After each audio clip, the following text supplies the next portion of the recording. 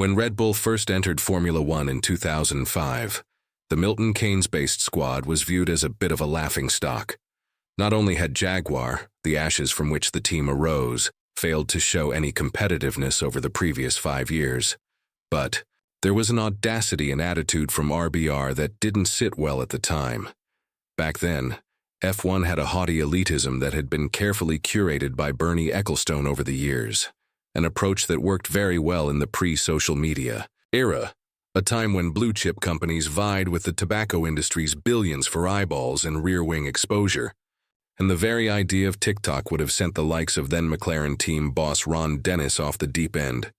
The idea of a team with no manufacturer involvement and backed by an energy drinks company, no matter how massive, meant Red Bull Racing was something of a black sheep in 2005, an image the team leaned into with ostentatious displays such as kitting out in Star Wars gear for Monaco, blaring loud dance music from their garages, and fielding the effortlessly cool Vitantonio Liuzzi as a driver, a man who looked like he hung around skateboard parks in his spare time rather than F1 car testing.